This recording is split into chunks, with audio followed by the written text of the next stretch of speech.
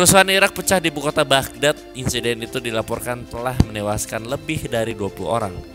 Diberitakan kantor berita AFP sebanyak 23 pengunjuk rasa telah ditembak mati di zona hijau Baghdad. Bentrokan di Irak terjadi setelah ulama kuat Syiah yakni Muqtada al-Sadr mengumumkan akan mundur dari politik. Setelah pengumuman itu, para pengikut loyalnya menyerbu istana Presiden Irak dan bentrok dengan kelompok-kelompok saingan. Ketegangan telah meningkat di Irak di tengah krisis politik yang membuat negara itu tanpa pemerintahan, perdana menteri atau presiden baru selama berbulan-bulan. Situasinya meningkat tajam setelah pendukung sadar menyerbu istana pemerintah kemarin menyusul pengumuman pemimpin mereka.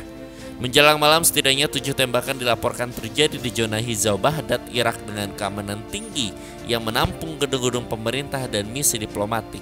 Belum diketahui secara pasti siapa yang berada di balik penembakan itu yang diikuti dengan suara senjata otomatis yang ditembakkan di zona hijau. Merespon kerusuhan Irak, sudah ada negara yang memutuskan untuk menarik warganya dari negara itu. Kerusuhan yang terjadi di Irak sampai hari ini telah menimbulkan korban jiwa semakin bertambah. Kerusuhan itu terjadi setelah ulama besar Syiah Irak, Muqtada al-Sadr, menyatakan mundur dari perpolitikan Irak karena sistem pemerintahan yang korup. Korban jiwa diberitakan sudah bertambah menjadi 53 orang. Ketegangan di Irak terus meningkat di tengah kemelut politik yang membuat negara tersebut tanpa adanya pemerintahan. Perdana Menteri dan Presiden selama berbulan-bulan tiada. Negara Irak saat ini berada di ambang perang saudara.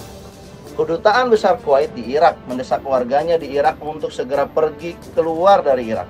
Kedutaan Kuwait juga menghimbau warganya yang akan melakukan kunjungan ke Irak untuk menunda terlebih dahulu kunjungannya ke Irak karena situasi dalam negeri Irak yang sedang memanas.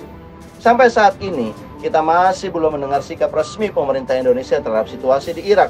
Indonesia sebagai ketua KTT G20 mestinya harus cepat dalam memberikan pernyataan sikapnya atas situasi yang terjadi di Irak. Karena itu akan menunjukkan bahwa pemerintah Indonesia sebagai ketua KTT G20 peduli dengan situasi negara-negara lain. Selain itu, pemerintah Indonesia juga mesti mengambil tindakan cepat terhadap warga negara Indonesia di Irak terkait nyawa dan keselamatan mereka.